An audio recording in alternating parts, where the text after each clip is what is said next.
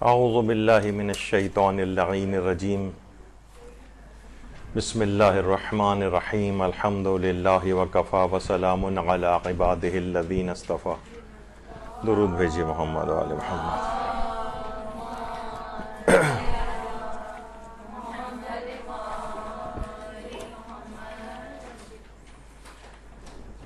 زیارات اور نماز زیارات کے سلسلے کے فقہی احکام.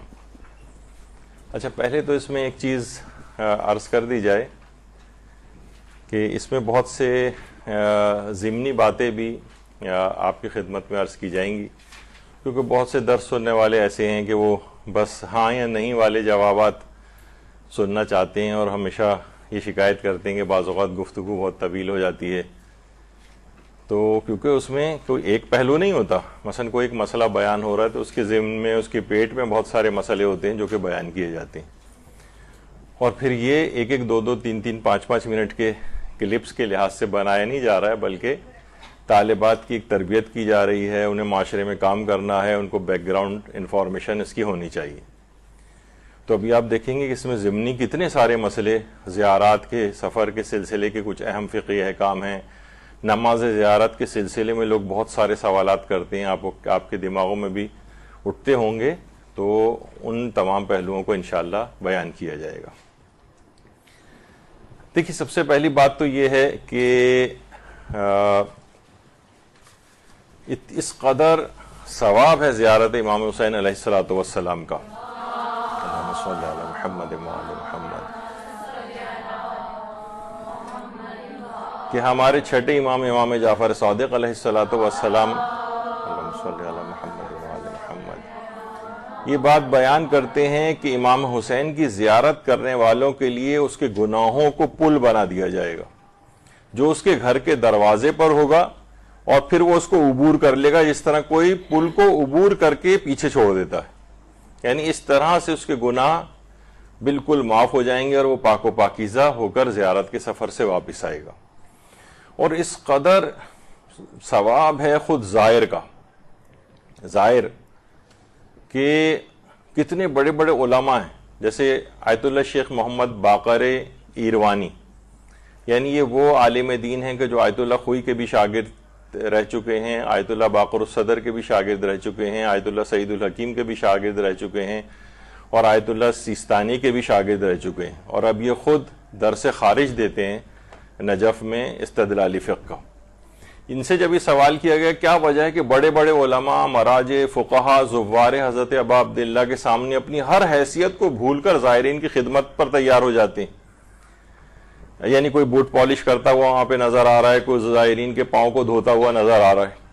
تو آیت اللہ باقر ایروانی نے جواب دیا، کس مقام اور مرتبے کی آپ بات کرتے ہیں، کس حیثیت کو ہماری بھولنے کی آپ بات کرتے ہیں؟ میں زوار حسین کے جوتے پالش کرنا بھی اپنے لیے سعادت سمجھتا ہوں، اور ایسا نہیں کہ میں نے اپنی کسی حیثیت کو قربان کیا ہو، بلکہ میں خادم حسین بننے کی حیثیت پر امام حسین کا شکر گزار اور ممنون ہوں کہ ہمیں ان خدمتوں کا موقع مل رہا ہے.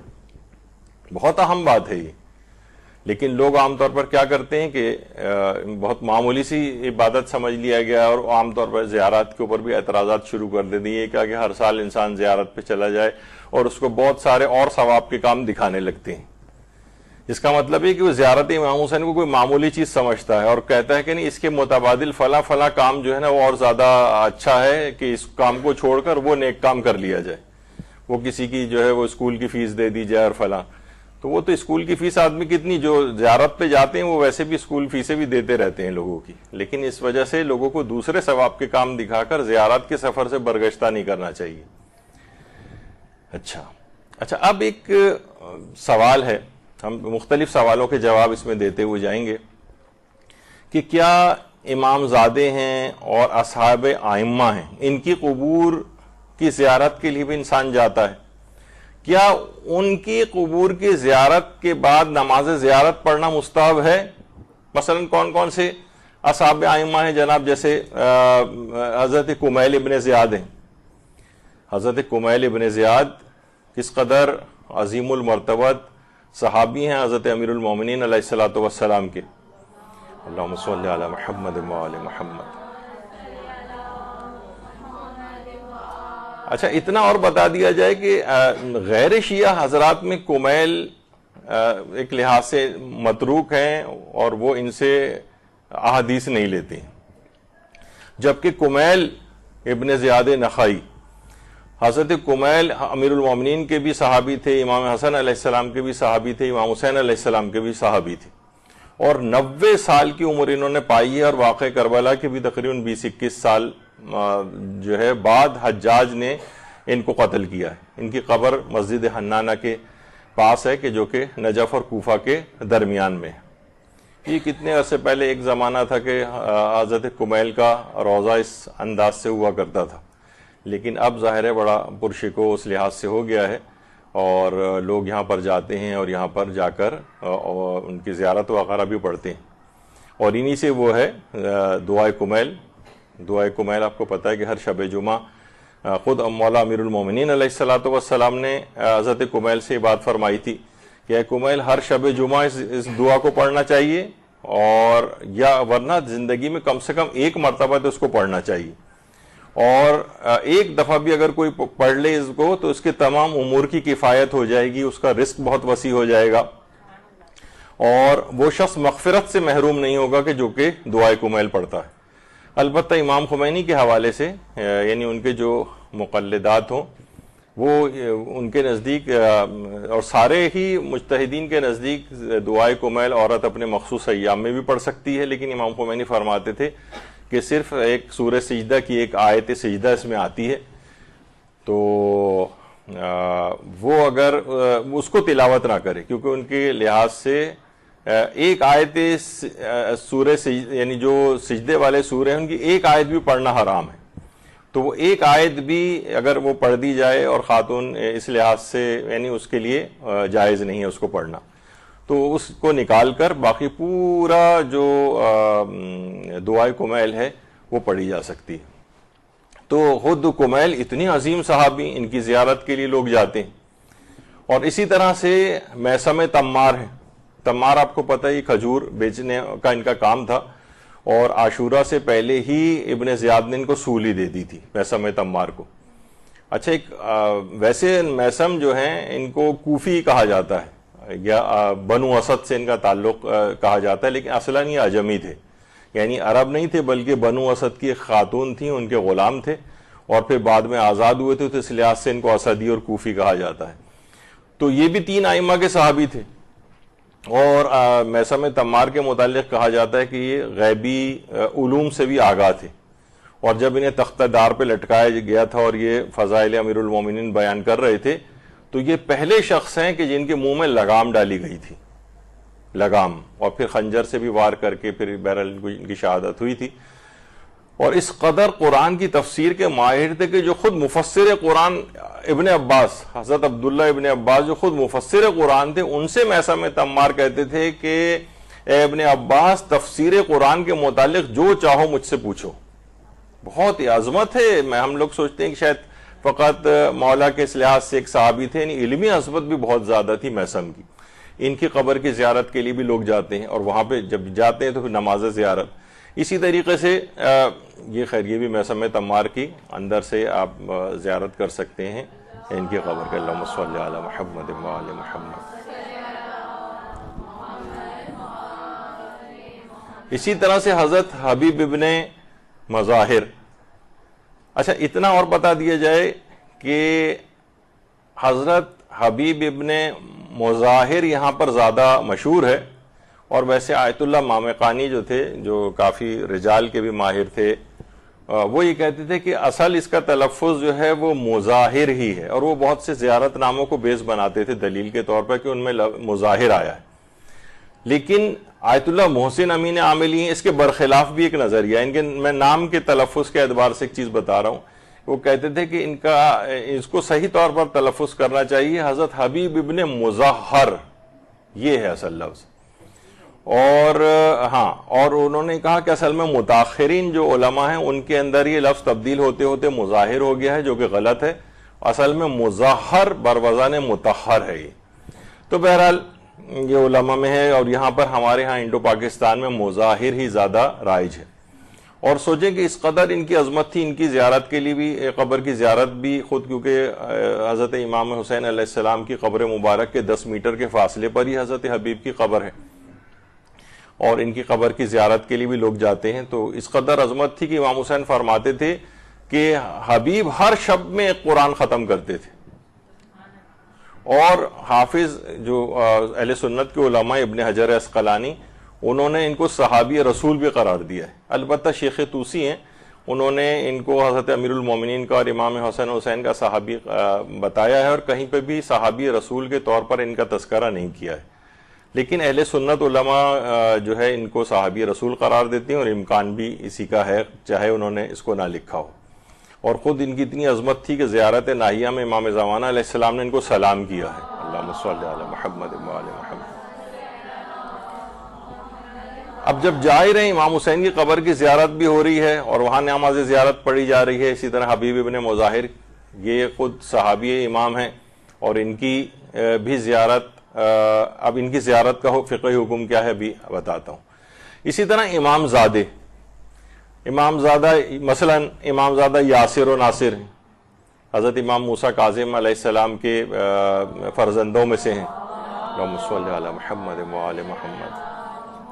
اور جن لوگوں نے زیارت کے ایران کے سفر کیے، انہیں پتہ ہے کہ مشہد سے تقریباً 5 کلومیٹر کے فاصلے پر ان کا جو ہے وہ روضہ ہے، دونوں امام زادوں کا. تو اچھا، اتنا، اور تھوڑا سا ایک بیچ میں ایک چیز اور آ گئی ہے. کچھ عرصے پہلے یہاں پر مولانا تقی مہدوی صاحب قبلہ تشریف لائے تھے، تو ان سے اسی طرح جو مختلف وہاں پر بہت زیادہ روضے بنے ہوئے امام زادوں کے، ان کے حوالے سے بات ہو رہی تھی. تو وہ فرما رہے تھے کہ ان کے اپنے استاد ہیں جو کہ اس میں ایران میں سب سے زیادہ تخصص رکھتے ہیں امام زادوں کی تحقیق میں. تو انہوں نے بہرحال اپنی اس لحاظ سے بات بتائی کہ تقریباً 70-75% ایسے امام زادے جن کے وہاں پر روضے بھی بنے ہوئے ہیں، ان کا ثابت نہیں ہے کہ ان کا یہ امام زادے ہیں. تو لیکن یہ کہ شہرت بہت ہو گئی ہے، اور اس کے اندر شہرت بھی جو ہے وہ سمجھی جاتی ہے اوتھینٹک، کہ اگر شہرت ہو گئی کہ فلاں شخص جو ہے، تو اس میں کوئی وہ نہیں کرنا چاہیے. جیسے کہ میں نے آپ کو شاید اس سے پہلے بتایا تھا کہ حضرت زینب سلام اللہ علیہا کے متعلق، اللہم صلی علی محمد و آل محمد،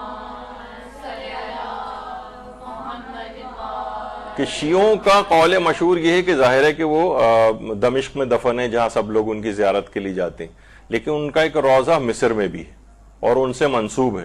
اور کچھ ہمارے علماء اس بات کے بھی قائل ہیں کہ وہ اگرچہ وہ قول اس لحاظ سے شہرت نہیں رکھتا ہے، لیکن وہ تو آیت اللہ صافی گل پائگانی فرماتے تھے کیا اس میں مسئلہ ہے کہ آپ دونوں جگہوں کی زیارت کے لیے چلے جائے کریں. یہ تو خیر ہے ہی قول مشہور اور اطمینان بخش ہے کہ ان کا روضہ یہی ہے.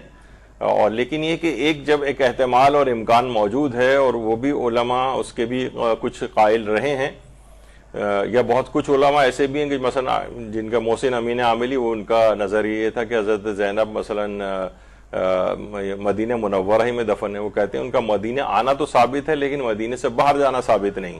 تو علماء میں تاریخی بہت سے اصل میں چیزیں ہمارے ہاں بہت زیادہ عقائد کی طرح سے تاریخ کی باتوں کو لے لیا جاتا ہے، لیکن بہرحال قول مشہور وہی ہے کہ وہ دمشق میں دفن ہے. تو میں یہ بتا رہا تھا کہ بہت سے امام زادوں کے حوالے سے یہ ہوتا ہے کہ ان کا ہونا ثابت بھی نہیں ہے، لیکن پھر بھی آیت اللہ تقی بہجت یہ بات فرماتے تھے کہ اولاد ائمہ کے قبور کی زیارت کے لیے جایا کرو. یہ تمام حضرات جو ہیں ایک میوے کی مثال ہے، یعنی وہ اس کی مثال دیتے تھے جیسے مختلف وائٹامنس ہوتے ہیں، اور ہر وائٹامن کی الگ خصوصیت ہوتی ہے. Vitamin A, B, C, D اور وائٹامن کے، اور اس طرح سے بہت ساری ورائٹی. ہر وائٹامن کے الگ الگ خصوصیات اور فائدے ہیں، ہر پھل کے الگ خصوصیات اور فائدے ہیں. تو وہ کہتے تھے کہ ان ہر ایک کی زیارت کے لیے انسان جائے اور الگ الگ فوائد بہرہ مند ہو جائے اس سے.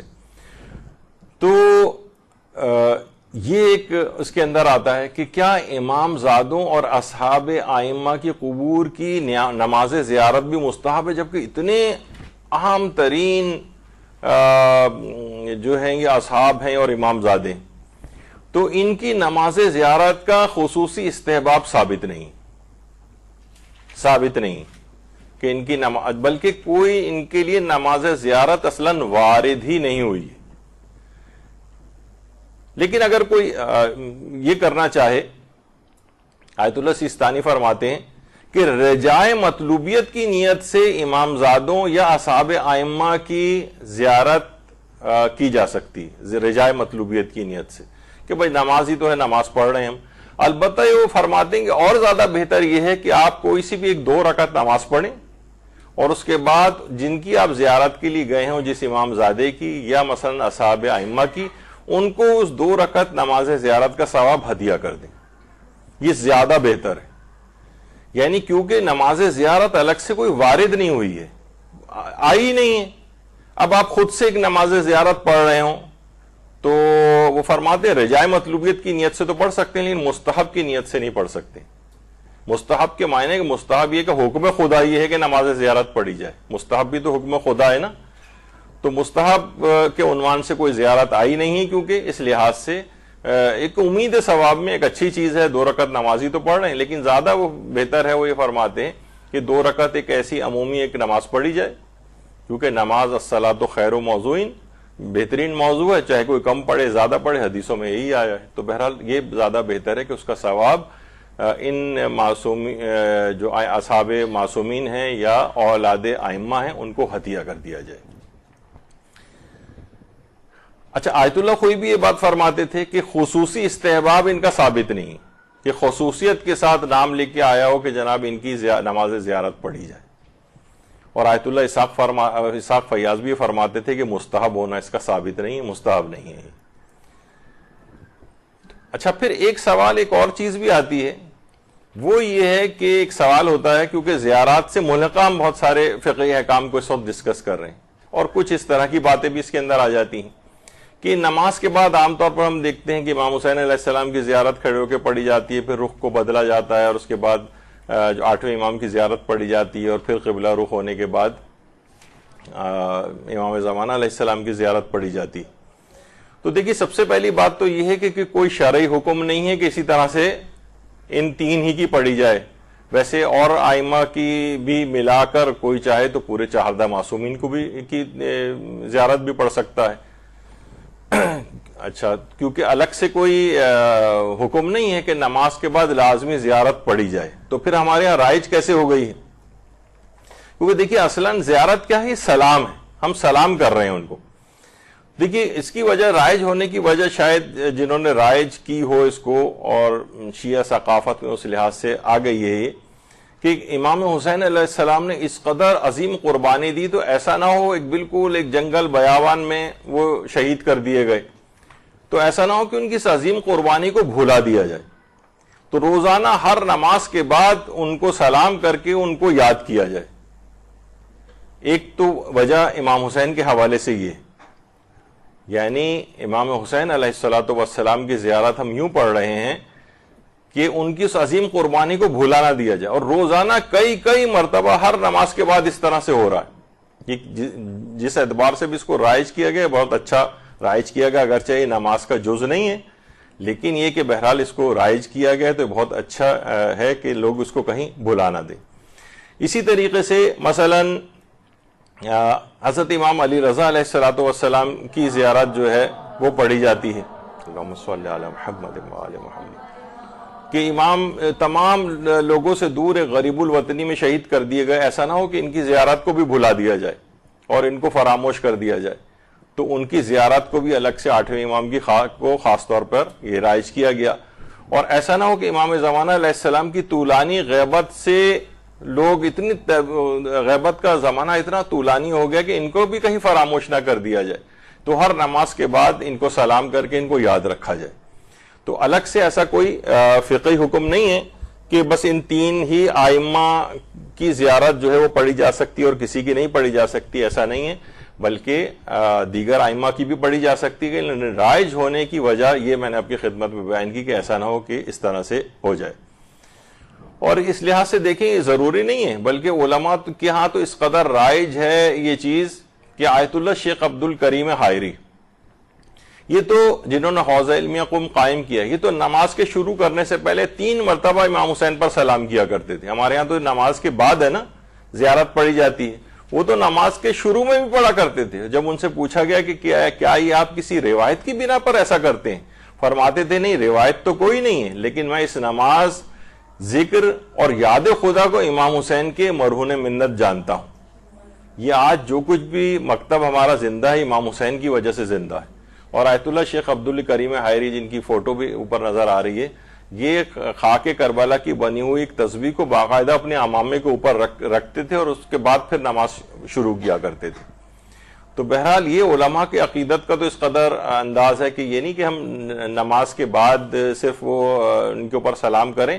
بہت سے علماء جیسے شیخ عبدالکریم حائری تو 3 دفعہ نماز سے پہلے امام حسین پر سلام کرتے تھے، اور اس کی ایک وجہ بھی بیان کرتے تھے، ہم جلدی سے اس کو ذکر کر دیتے ہیں۔ شیخ عبدالکریم حائری فرماتے ہیں کہ میں کربلا میں تھا، ایک مرتبہ میں نے دیکھا خواب میں کہ کوئی مجھ سے کہہ رہا ہے کہ اپنے تمام کاموں کو سمیٹ لو کیونکہ 3 دن بعد تم انتقال کر جاؤ گے۔ کہہ رہے ہیں تیسرے دن میری طبیعت شدید خراب ہو گئی، یہاں تک کہ بالکل موت کا وقت آن پہنچا۔ فرماتے ہیں ملک الموت میری روح قبض کرنا چاہتا تھا تو میں نے آخری لمحے اپنے سر کو کربلا کی جانب کیا اور عرض کیا یا ابا عبداللہ میں موت سے اتنا خوفزدہ نہیں ہوں، لیکن میں آپ کے دین اور مکتب کے لیے کوئی اہم کام کر کے جانا چاہتا ہوں۔ جب میں نے یہ التماس کی تو دیکھا ایک فرشتے نے ملک الموت سے کہا کہ مولا ابا عبداللہ علیہ السلام نے یہ بات بیان فرمائی ہے کہ عبدالکریم نے ہم سے توسل کیا ہے، لہٰذا اسے مہلت دے دو۔ اس کے بعد ملک الموت چلا گیا، میں ہوش میں آیا تو دیکھا کہ مجھ پہ کپڑا ڈال دیا گیا ہے، لوگ گریا کر رہے ہیں، وہ سوچ رہے تھے کہ میں مر گیا ہوں۔ میں اٹھنا چاہتا تھا لیکن حرکت نہیں کر سکتا تھا، تو انہوں نے کہا کہ میں نے بہت سختی سے اپنے بدن کو حرکت دی، تو میرے اطراف میں کھڑے ہوئے لوگوں نے کہا کہ یہ مرے نہیں ہیں، ان کا تو بدن حرکت کر رہا ہے۔ کپڑے کو ہٹایا گیا تو میں دوبارہ زندہ ہو گیا۔ آپ کے بیٹے نے بھی اس داستان کو بہت مفصل بیان کیا ہے، وہ لکھتے ہیں کہ اس کے بعد آپ نے امام حسین کے اس معجزے کی برکت سے حوزہ علمیہ قم کی بنیاد رکھی۔ گنجینہ دانشمندان جو کتاب ہے، درود بھیجیے محمد و آل محمد پر۔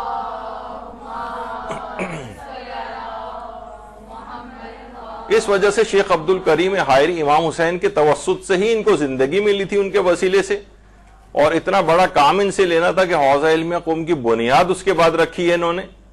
تو ایک بہت اہم چیز ہے کہ وہ نماز سے پہلے، بعد میں نہیں بلکہ پہلے بھی امام حسین کو سلام کیا کرتے تھے۔ امام خمینی کے متعلق مشہور ہے کہ امام خمینی ہر نماز سے پہلے اور ہر نماز کے بعد سید الشہداء سے اظہار عقیدت فرماتے تھے۔ ان کو اس سے پہلے بھی سلام کرتے تھے اور اس کے بعد بھی سلام کرتے تھے، یعنی پہلے بھی زیارت پڑھتے تھے ان کی اور اس کے نماز کے بعد بھی زیارت پڑھتے تھے۔ اور اسی طرح سے آیت اللہ سید عبدالحادی شیرازی کے متعلق بھی ملتا ہے کہ ہمیشہ نماز کی تکبیرۃ الاحرام سے پہلے کہا کرتے تھے السلام علیکہ یا ابا عبداللہ الحسین۔ فرماتے تھے کہ نماز کی تکبیرۃ الاحرام سے پہلے امام حسین کی زیارت کا مختصر سا جملہ نماز میں خشوع و خضوع پیدا کرنے کے لیے بہت مجرب ہے۔ اچھا، جو افراد جنہوں نے اس کی پریکٹس کی ہے وہ خود آ کر، یعنی جب یہ بات بتائی گئی تو کتنے لوگوں نے ہمیں بات بتائی کہ واقعتاً ہم نے جب سے یہ کرنا شروع کیا تو ہمارا نمازوں میں خشوع و خضوع پہلے کی نسبت بہت زیادہ بہتر ہو گیا۔ تو بہرحال نماز سے پہلے سلام کرنا، نماز کے بعد سلام کرنا، یہ علماء کی اس میں بھی رائج رہا ہے، اور امام حسین کی خصوصیت اس لحاظ سے زیارت کی یوں بنی ہے کہ دین پورا انہوں نے بچایا ہے، تو اس لحاظ سے ان کی یاد کو باقی رکھنے کے لیے یہ چیز رائج ہو گئی، اللہ نے رائج کروا دی۔ اچھا، ایک چیز اور زیارت پڑھنے کے حوالے سے ہے کہ کیا زیارت پڑھتے وقت انگلی سے اشارہ کرنا ضروری ہے؟ انگلی سے۔ تو اب دیکھیے کہ روایت کے اندر بہت سے لوگ اس کا مذاق اڑانے لگے، بھئی یہ اشارہ انگلی سے کرنے کی کیا ضرورت ہے؟ تو حضرت امام جعفر صادق علیہ السلام نے، اللہم صلی علی محمد و آل محمد، ایک راوی ہے صدیر، اس سے کہا کہ آیا تم ہر روز قبر حسین کی زیارت کرتے ہو؟ تو اس راوی کہتا ہے میں نے کہا میں آپ پر قربان جاؤں، میں نہیں، روز تو نہیں کرتا۔ اس پر آپ نے فرمایا کہ تم کس قدر جفاکار ہو؟ امام نے فرمایا کہ کیا ہر جمعے، ہر ماہ اور ہر سال زیارت کرتے ہو؟ میں نے کہا کچھ سال ایسے تھے جن میں نے زیارت کی تھی۔ امام نے فرمایا صدیر تم لوگ امام حسین کے ساتھ کیسی جفا کرتے ہو؟ پھر امام نے زیارت امام حسین کی فضیلت بتا کے سوال کیا کہ تم ہر جمعے کو 5 مرتبہ اور ہر دن میں 1 مرتبہ روضہ حسین کی زیارت نہیں کرتے ہو؟ میں نے کہا آپ پر فدا ہو جاؤں، ہمارے اور روضہ حسین کے درمیان تو کئی فرسخ کا فاصلہ ہے، یعنی کیسے زیارت کروں؟ تو امام نے فرمایا اپنے گھر کی چھت پر جاؤ، کھلے آسمان کے نیچے، یعنی پھر دائیں بائیں دیکھو اور اپنا سر آسمان کی طرف بلند کرو اور روضہ اقدس کی سمت اشارہ کر کے کہو، یعنی انگلی سے اشارہ، السلام علیکہ یا ابا عبداللہ، اور اس کے بعد السلام علیکہ ورحمۃ اللہ وبرکاتہ، جو مختصر ترین نمازیں، جو مختصر ترین زیارت امام حسین ہے۔ پس اس سے تمہارے لیے ایک زیارت لکھی جائے گی، اور وہ زیارت حج و عمرے کے برابر ہوگی۔ صدیر کا بیان ہے کئی بار ایسا ہوتا ہے کہ مہینے میں 20 مرتبہ سے بھی زیادہ یہ عمل کیا کرتا تھا۔ اچھا، اب اس کے اندر بھی آپ نے دیکھا کہ انگلی سے اشارے کا تذکرہ کئی روایتوں میں آیا، ایک تو اسی روایت کے اندر آیا ہے۔ اچھا، یہاں پہ ایک چیز اور بتا دی جائے کہ آپ نے دیکھا کہ اس کے اندر یہ بات کہی گئی ہے کہ اپنے گھر کی چھت پر جاؤ۔ یہ چھت پہ جانے کا کیوں ہے؟ ویسے الگ سے تو روایتوں میں نہیں آیا، لیکن علماء نے کچھ حکمتیں اس کی بتائی ہیں کہ دیکھیے اس زمانے میں ادوار تقیہ اتنے سخت گزرے ہیں تاریخ میں کہ وہ یعنی اپنے ہی گھر میں، اب تو خدا کا شکر ہے کہ پورا گھر ہی محبان اہل بیت پر مشتمل ہوتا ہے۔ پہلے کوئی بھروسہ نہیں ہوتا تھا کہ سگا بھائی دشمن اہل بیت ہے، بیوی دشمن اہل بیت اندر چھپی ہوئی اس کے اندر ہے، اور حاکموں کے جاسوس اس لحاظ سے ہوا کرتے تھے۔ اب اگر امام حسین کو گھر میں اس طرح سے سلام کریں گے سب کے سامنے تو پکڑ میں آئیں گے، مخبری ہو جائے گی، جان کو خطرہ ہے۔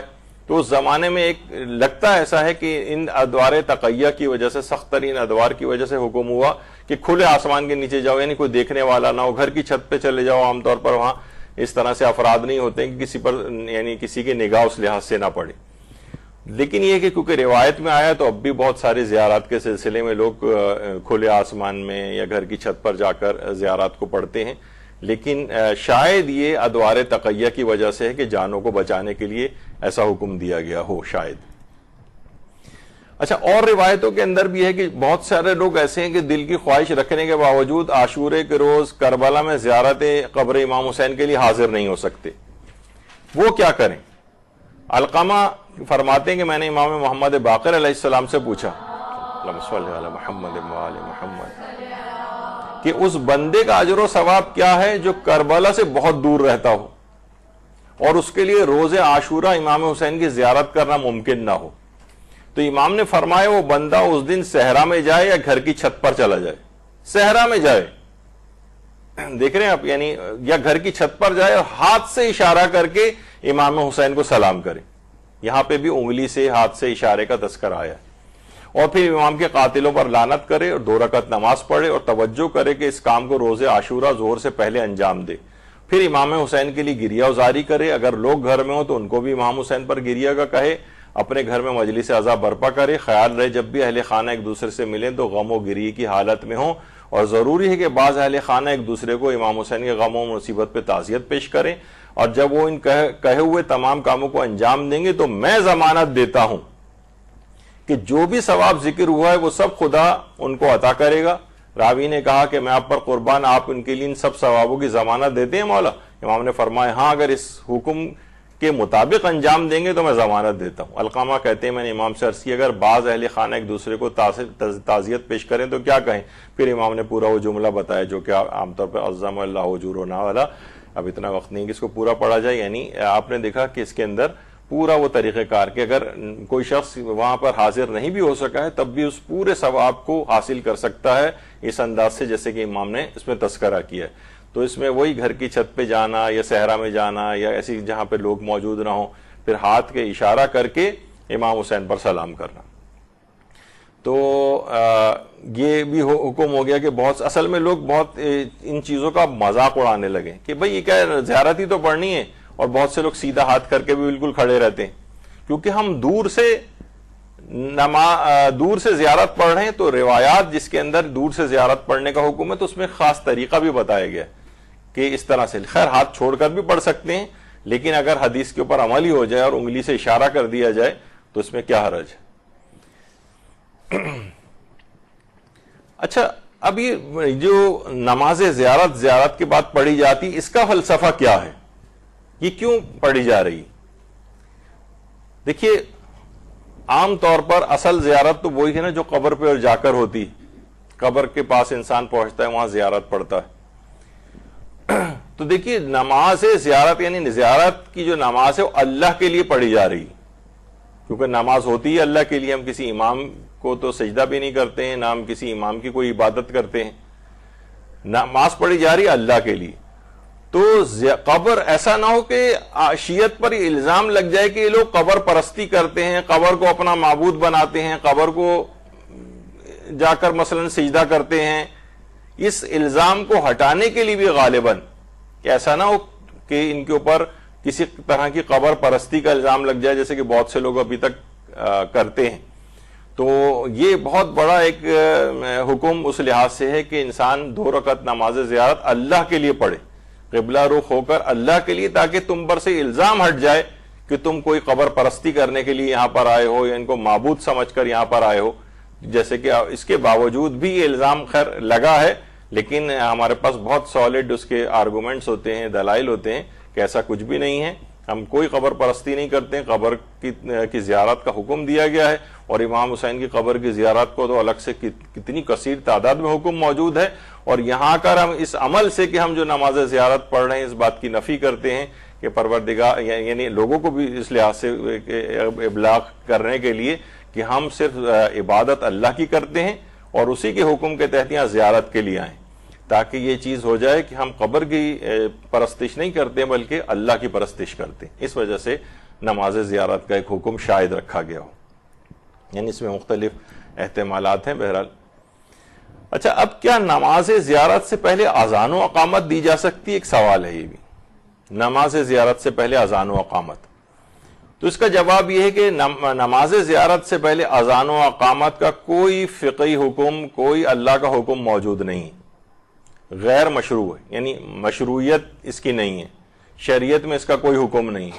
حتیٰ کہ رجائے مطلوبیت کی نیت سے بھی اذان و اقامت اس کے لیے نہیں دی جا سکتی. یعنی آیت اللہ سیستانی بھی فرماتے ہیں کہ رجائے مطلوبیت کے لیے کم سے کم کوئی ایک حدیث تو ہونی چاہیے. مثلا کوئی ضعیف حدیث ہی اگر ہوتی بالفرض جس کے اندر یہ ہوتا کہ نماز زیارت سے پہلے اذان و اقامت دو، تو مجتہد کہہ دیتا ہے کہ چلو حدیث ضعیف ہی تو ہے، رجائے مطلوبیت کی نیت سے دے دو اذان و اقامت. لیکن یہاں پر کوئی مشروعیت ہی نہیں، کوئی ضعیف سے ضعیف حدیث بھی موجود نہیں. دیکھیے بہت سی اذان و اقامت جس طریقے سے یہ نماز جنازہ پڑھی جاتی ہے تو الصلاۃ الصلاۃ 3 دفعہ کہا جاتا ہے، لیکن الگ سے کوئی اذان یا اقامت کہنے کا حکم نہیں. وہ بھی اس لحاظ سے روایات میں آیا ہے تو الصلاۃ الصلاۃ 3 دفعہ جو ہے وہ کہا جاتا ہے اس سے پہلے، لیکن اس میں کوئی مشروعیت نہیں ہے. تو نماز زیارت سے پہلے کسی اذان اور اقامت کی کوئی ضرورت نہیں، اور براہ راست جو ہے وہ نماز زیارت تکبیرۃ الاحرام کہہ کے پڑھی جائے. نماز زیارت کی نیت کیسے کی جائے؟ بس نیت یہی کی جاتی کہ نماز زیارت پڑھ رہے ہیں. اصلاً اس پہ بھی ہماری پوری جو نماز، بہترین نماز کیسے پڑھے گی، جو ایک سیریز چلی تھی تو اس میں نیت کی بھی چیزیں بہت ساری بتائی گئی تھیں. تو لوگ عام طور پر نماز زیارت کی نیت، لوگ سوچتے ہیں نیت اس میں بہت زیادہ پورے الفاظ کہنے ضروری ہوتے ہیں. ہم مساجد کے اندر دیکھتے ہیں کہ اتنی دیر تک لوگ نیت کرنے میں لگاتے ہیں کہ پیش امام تقریباً سورہ الحمد بھی ختم کر چکا ہوتا ہے اور یہ نیت بھی نہیں ان کی پوری نہیں ہوئی ہوتی. میں نماز پڑھتا ہوں واجب قربتاً، اتنی دیر لگا رہے ہوتے ہیں کہ برابر والے کو بھی آواز آ رہی ہوتی ہے. ہم نے خود اپنی آنکھوں سے، اپنے کانوں سے سنا ہے، آنکھوں سے دیکھا ہے کہ لوگ جو ہیں جناب اس طرح سے پوری الحمد نکل چکی ہوتی ہے، ان کی نیت ہی ختم نہیں ہو رہی ہوتی اور ثواب سے بھی محروم ہوتے ہیں. تو ہم بس یہی کہ نماز زیارت پڑھتا ہوں قربتاً اللہ، اور کس کی پڑھتا ہوں وہ آپ کے دماغ میں ہوتا ہی ہے عام طور پر کہ جو ہم نے مثلا امام حسین کی زیارت پڑھی ہے تو اب میں اس کی نماز پڑھ رہا ہوں. تو اس میں لحاظ سے اس کی الگ سے کوئی خاص الفاظ نیت کرنے کی اس میں ضرورت نہیں. کیا نماز زیارت جماعت سے پڑھی جا سکتی ہے؟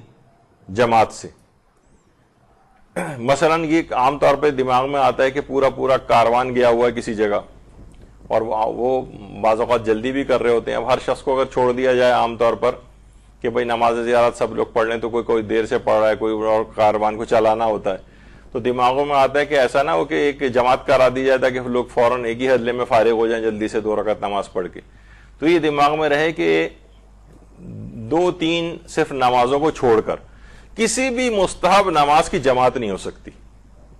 مثلا کوئی کہے کہ نماز جو شب ہے ہم جماعت کے ساتھ پڑھ لیں، نہیں، مشروعیت نہیں ہے، جائز نہیں ہے اس طرح سے پڑھنا.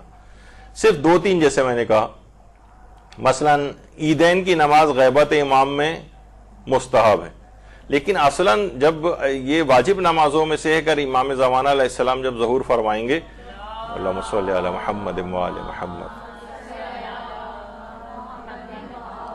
تو عیدین کی نماز جو ہے واجب ہو جائے گی اس زمانے میں. تو بہرحال لیکن غیبت میں یہ مستحب ہے، لیکن اس کے لیے بھی یہ جماعت کے ساتھ جو ہے وہ پڑھی جا سکتی ہے.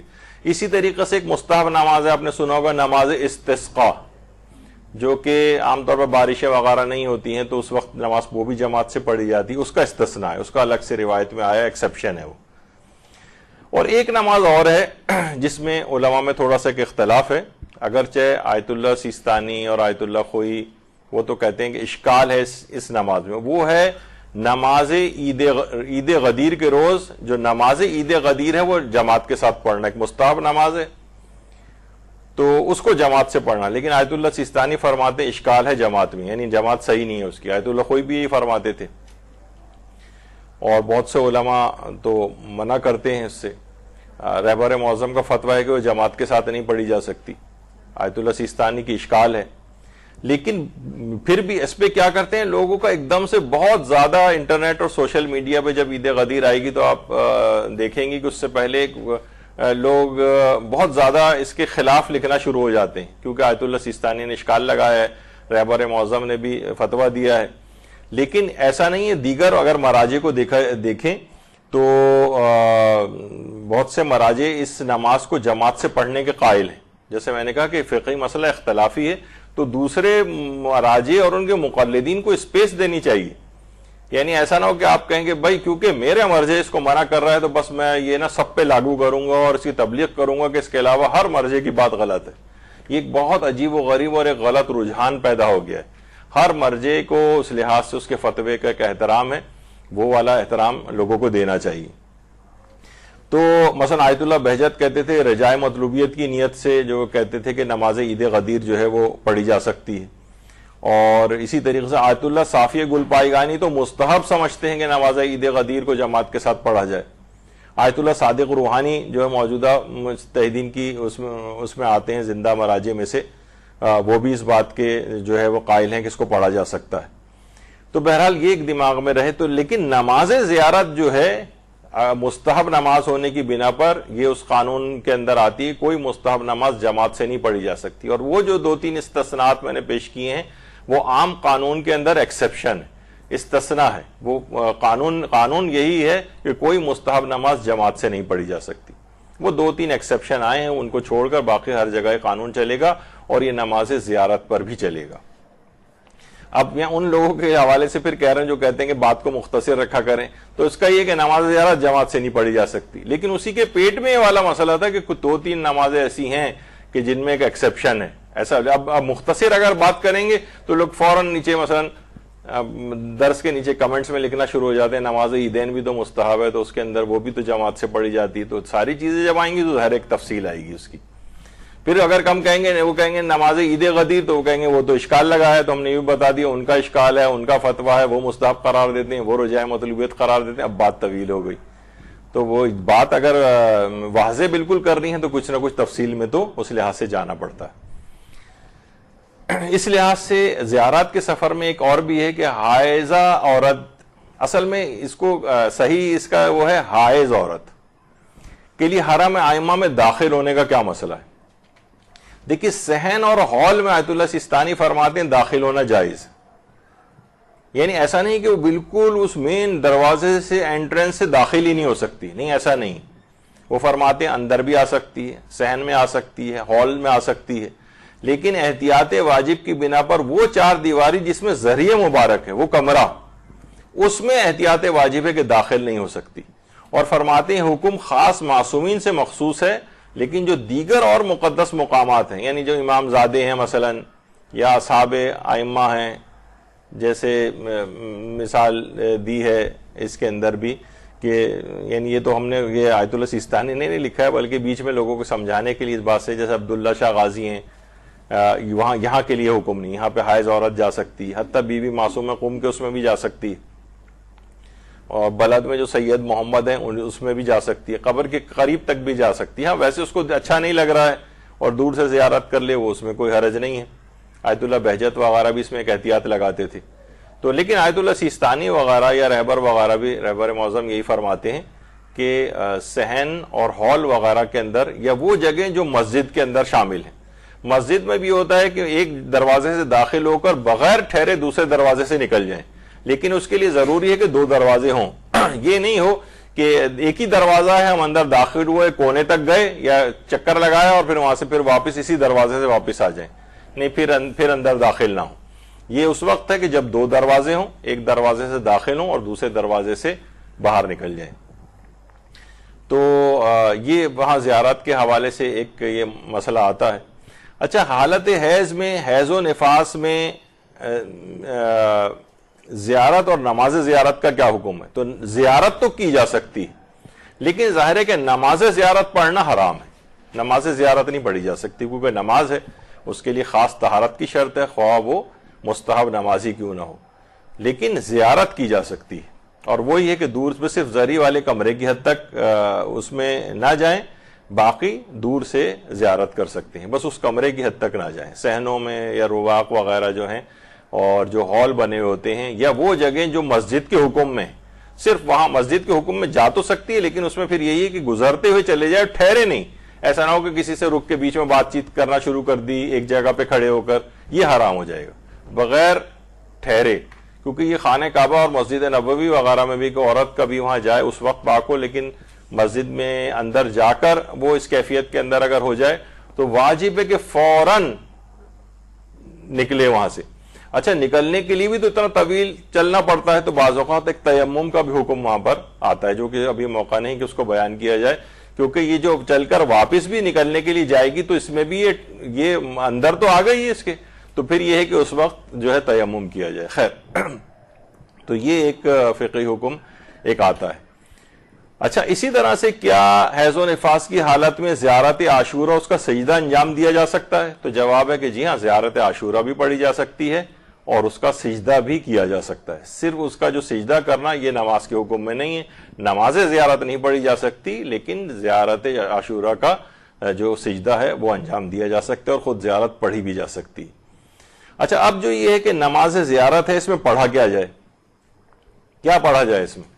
تو دیکھیے، نماز زیارت ویسے مختصر ترین تو یہ ہے کہ آپ نماز فجر کے طریقے پہ اس کو پڑھ سکتی ہیں. جس طرح فجر کی نماز پڑھتی ہیں اسی طرح نماز زیارت ہے. بلکہ فجر میں تو دوسرا سورہ بھی ایک پڑھنا ہوتا ہے.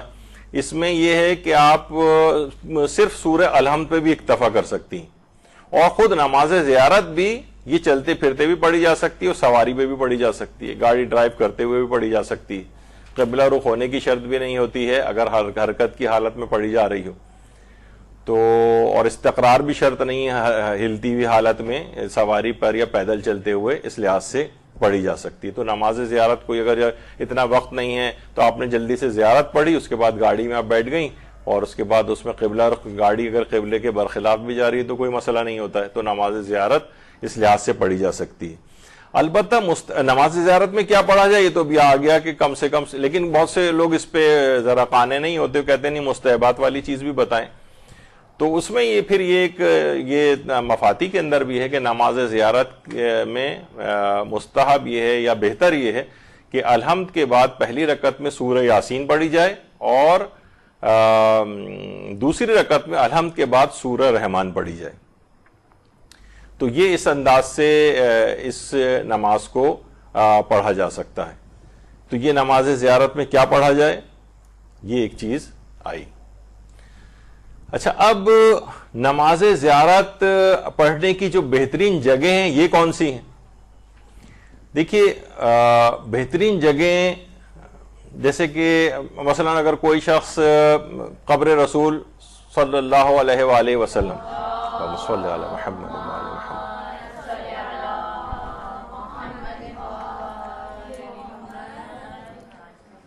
تو وہاں تو روضہ رسول سب سے بہترین جگہ کہ نماز زیارت بھی آپ وہیں پر پڑھیں. لیکن ظاہر ہے کہ وہ وہاں پر لمیٹیشن ہے، قبر رسول کے قریب کوئی اس لحاظ سے جانے نہیں دیتا ہے، نہ وہاں جانے کا اس لحاظ سے کوئی رستہ ہے جہاں عام طور پر لوگ نماز پڑھتے ہیں، بس وہاں پڑھ سکتا ہے وہ روضہ رسول میں کسی بھی جگہ. لیکن دیگر جو معصومین ہیں ان کے سرحانے نماز پڑھنا کی جو جگہ ہے وہ ہے ان کا سرہانہ. سر اقدس جس جگہ پر ہوتا ہے اس میں قبلہ رخ ہو کر اس کے پیرالل جو ہے وہ نماز پڑھی جائے. یعنی یہ نہ کرے کہ قبر معصوم کو پیچھے اگر وہ کر رہا ہے، مثلا قبر کے آگے آ کر کھڑا ہو گیا اور وہاں جا کر اس نے نماز شروع کر دی، جیسے کہ خود پیغمبر اکرم صلی اللہ علیہ وآلہ وسلم، اللہم صلی علی محمد وآل محمد، ان کی قبر سے ذرا سا آگے والا حصہ بھی مسجد کے اندر جو ہے وہ آگے ہے، اور اس میں پیش امام حضرات بھی اکثر وہاں پہ کھڑے ہو کر نماز پڑھاتے ہیں اور پیچھے لوگ بھی وہاں پہ نماز پڑھنے لگتے ہیں. تو خیر وہ اگر وہ بالکل سامنے نہیں ہے قبر کے اور دائیں بائیں ہٹ کر ہے، لیکن پھر بھی یہ پیغمبر سے آگے بڑھنے کے لحاظ سے ایک چیز ہو جاتی ہے. تو اس طرح سے نہ کرے کہ اگر قبر معصوم کو اس نے پیچھے کر کے نماز پڑھی، اچھا اس میں ضروری نہیں صرف نماز زیارت، کوئی بھی نماز اگر وہ پڑھ رہا ہے تو اس کو اگر عرف میں توہین معصوم سمجھا جا رہا ہے تو پھر یہ کام جائز نہیں ہوگا. اچھا یہ ہوا تھا 13ویں صدی ہجری میں، ایک فرقہ، ایک گمراہ فرقہ ہے، فرقہ شیخیہ. اس نے قبر یا حرم ائمہ کو قبلہ بنا کر نمازیں شروع کر دی. یعنی قبلہ اور نمازی کے درمیان میں قبر کی طرف رخ کر کے جو ہے وہ نماز پڑھنی شروع کر دی تھی. یعنی قبلہ تو اپنی جگہ پہ ہے، قبلہ رخ پڑھ رہے ہیں، لیکن درمیان میں قبر معصوم ہے اور پھر اس کے پیچھے کھڑے ہو رہے ہیں. تو بہرحال اس سے شیعوں پر اس لحاظ سے ایک شرک وغیرہ اور اس طرح کے بہت سارے الزامات بھی لگے، لیکن جو صحیح العقیدہ شیعہ تھے تو وہ یہی نظریہ اس کے اندر ہے کہ سرہانے پڑھی جائے، لیکن یہ نہیں کہ آپ قبر کو قبلہ قرار دے دیں. یہ والا طریقہ صحیح نہیں ہے. تو بہرحال سب سے بیسٹ جگہ نماز زیارت پڑھنے کی وہ ہے سرہانہ معصوم کی قبر کے. اچھا اب ایک یہ، اچھا قبر امام کے قریب نماز حاجت پڑھنے کا بھی بہت ثواب ہے. ابن قولوی نے امام محمد باقر علیہ السلام سے روایت نقل کی کامل الزیارت میں، اللہم صلی علی محمد وآل محمد. اس قدر امام کی قبر کے قریب تاکید ہے کہ امام نے فرمایا کہ آپ نے ایک شخص سے فرمایا کہ اے فلاں، جب تمہیں کوئی حاجت درپیش ہو تو امام حسین کی قبر شریف کے نزدیک جا کر 4 رکعت نماز پڑھو، 2 رکعت کر کے پڑھی جاتی ہے، اور پھر اپنی حاجت کو طلب کرو، کیونکہ وہاں فریضہ نماز کا پڑھنا حج کے برابر اور نافلہ نماز کا پڑھنا عمرے کے برابر ہے. سرہانے، اچھا کوئی بھی جہاں کہیں بھی 4 رکعت، 8 رکعت، 20 رکعت اس طرح سے نمازوں کا تذکرہ آتا ہے تو یہ بات یاد رکھیے کہ وہاں ہر جگہ لوگ یہی سوچتے ہیں کہ شاید ایک تشہد و سلام کے ساتھ ساری نمازیں پڑھنی ہیں، 20 رکعت، 4 رکعت نہیں.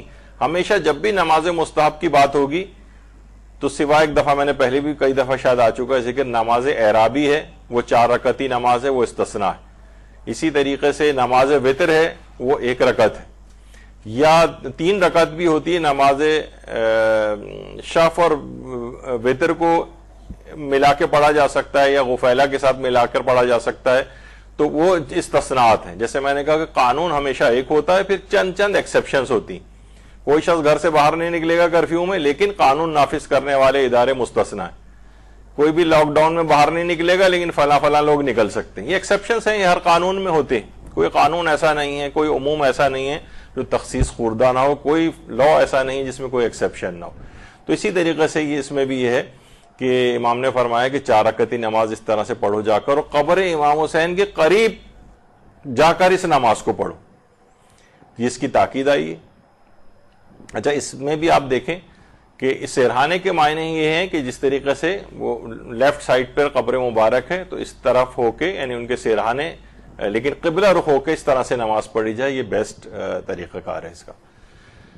اچھا اسی طرح سے چھٹے امام سے دریافت کیا گیا کہ جو شخص قبر حسین کے پاس نماز پڑھے اسے کتنا اجر و ثواب ملے گا. امام نے فرمایا جس نے ان کے پاس 2 رکعت نماز عطا کی، وہ اللہ سے جس چیز کا بھی سوال کرے گا وہ اسے عطا ہو جائے گی.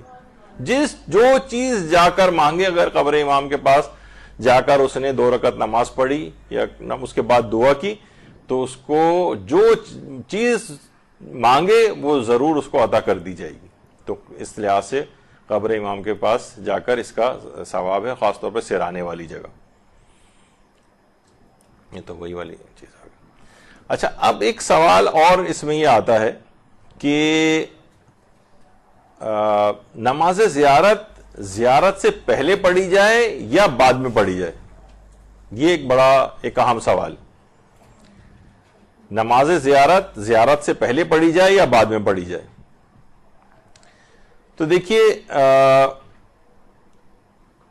یہ بات اس کے اندر ہے کہ پہلے بھی پڑھی جا سکتی ہے اور بعد میں بھی پڑھی جا سکتی ہے. پہلے بھی پڑھی جا سکتی ہے اور بعد میں بھی پڑھی جا سکتی ہے. البتہ اس میں آیت اللہ وحید خراسانی نے ایک بات کہی ہے، وہ یہ ہے کہ فرماتے ہیں کہ بعض زیارات میں پہلے نماز زیارت پڑھنے کو حکم ہے پھر زیارت کرنے کا، اور بعض میں پہلے زیارت کا حکم ہے، نماز زیارت بعد میں پڑھی جائے.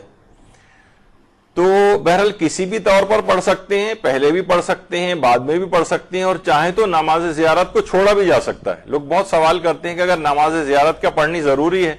ہم نے صرف زیارت پڑھ لی، صرف زیارت عاشورہ پڑھ لی، تو کیا نماز پڑھنا ضروری ہے؟ تو اس کا جواب ہے کہ ضروری نہیں، لیکن بہتر ہے کہ پڑھی جائے.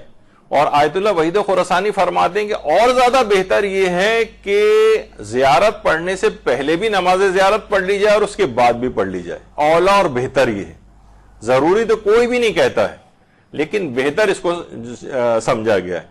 اور بعض فقہا فرماتے ہیں کہ اگر دور سے زیارت پڑھ رہے ہوں تو پہلے نماز زیارت پڑھیں اور زیارت اس کے بعد پڑھیں، اور اگر قریب سے قبر کے قریب سے پڑھ رہے ہوں تو پہلے زیارت کر لیں، تو پہلے زیارت پھر نماز زیارت. یعنی یہ ایک تھوڑا سا فرق بعض فقہا نے کہا ہے، لیکن بہرحال مختصر یہ کہ پہلے بھی پڑھ سکتے ہیں، بعد میں بھی پڑھ سکتے ہیں اور چھوڑ بھی سکتے ہیں. اب آپ کے اوپر ہے کہ جس طرح سے چاہیں اس پہ عمل کر سکتے ہیں. اچھا، کیا دور سے نماز زیارت پڑھنے کا بھی حکم ہے؟ تو دیکھیے بعض روایات میں یہ ہے، اس سے پہلے جو آپ نے سنی تھی کہ اگر کوئی شخص وہاں نہ پہنچ سکے، ہم نے جو 2 روایتیں آپ کی خدمت میں پیش کی تھی تو اس میں بھی ہم نے کہا تھا کہ نہیں، اس طرح سے زیارت پڑھو اور 2 رکعت نماز پڑھنے کا اس میں حکم تھا. تو بہرحال دور سے بھی زیارت کی نماز جو ہے وہ پڑھی جا سکتی ہے. اچھا، اب آیت اللہ سیستانی سوال پوچھا گیا اگر معصومین میں سے کسی کی زیارت دور سے کی جائے تو کیا اس صورت میں بھی نماز زیارت پڑھنی مستحب ہے؟ تو انہوں نے جواب دیا رجائے مطلوبیت کی نیت سے مستحب ہے. یعنی جو اس کی روایات ہیں وہ اتنی ثابت نہیں ہیں کہ اس کے لیے مستحب ہونے کا فتویٰ دیا جا سکے.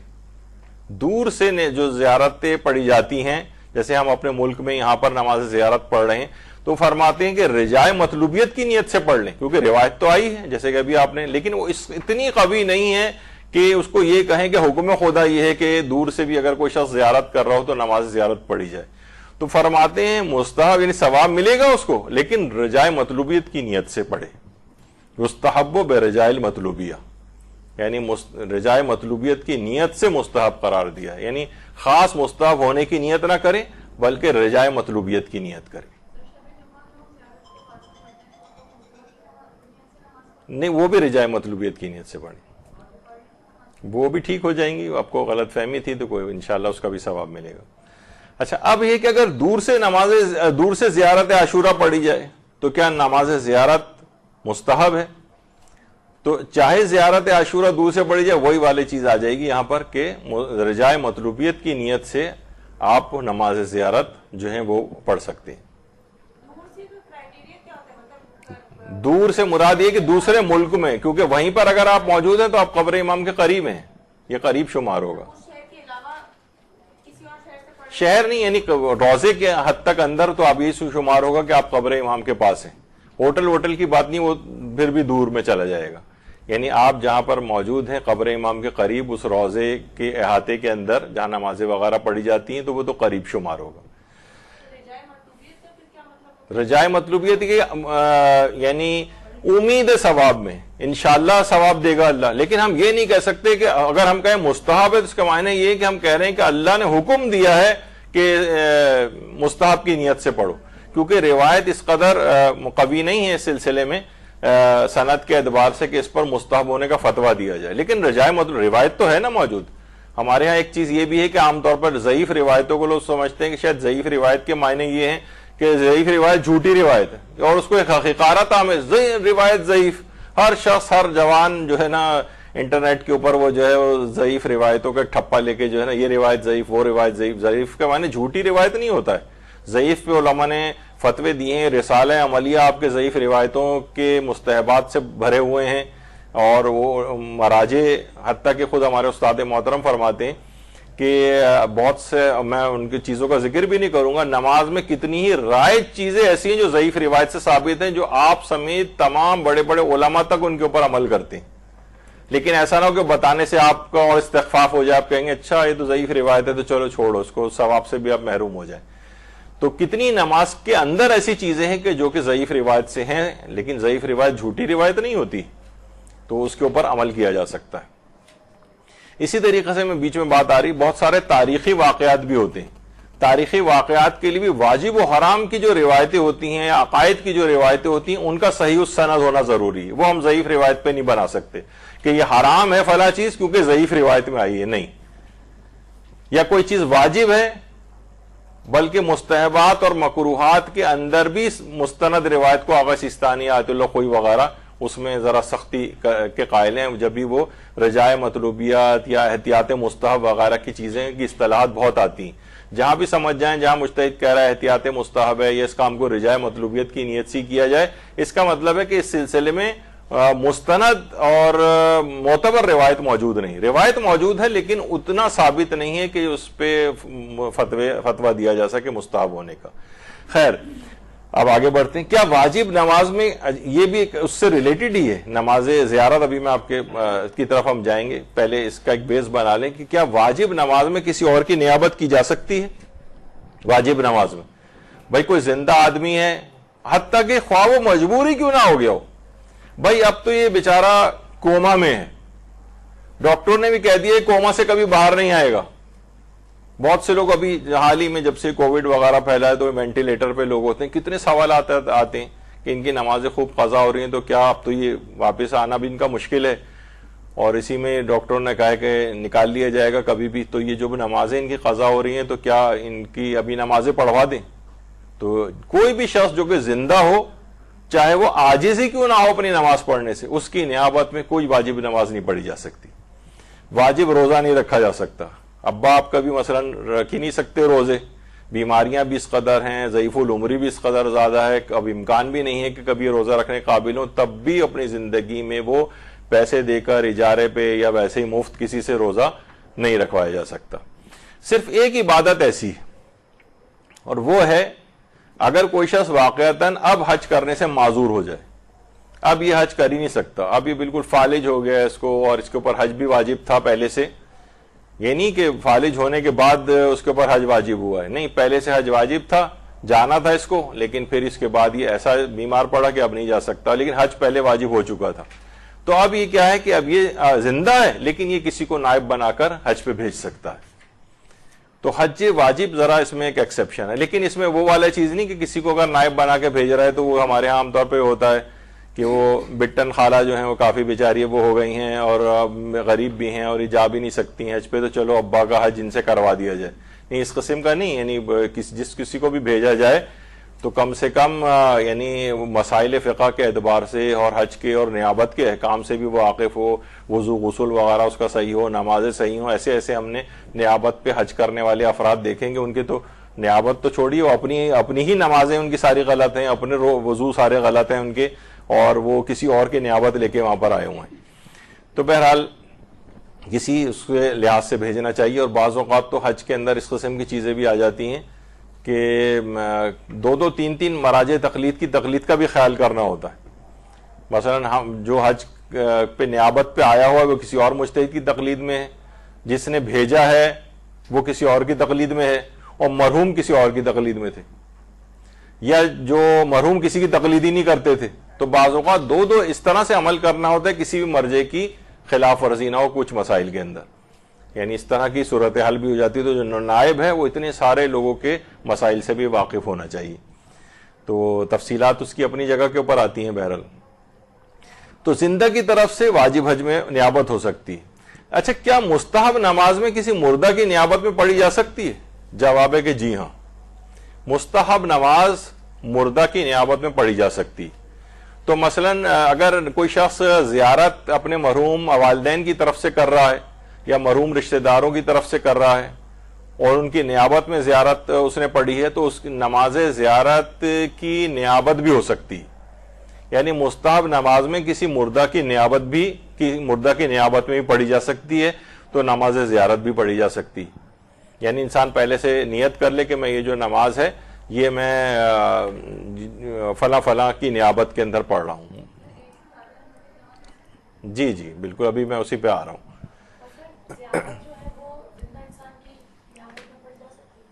ہاں وہ ابھی آ رہا ہے نا، جیسے ابھی تو اب آ گیا کہ کیا ایک ہی زیارت و نماز کو مختلف لوگوں کی نیابت میں پڑھا جا سکتا ہے.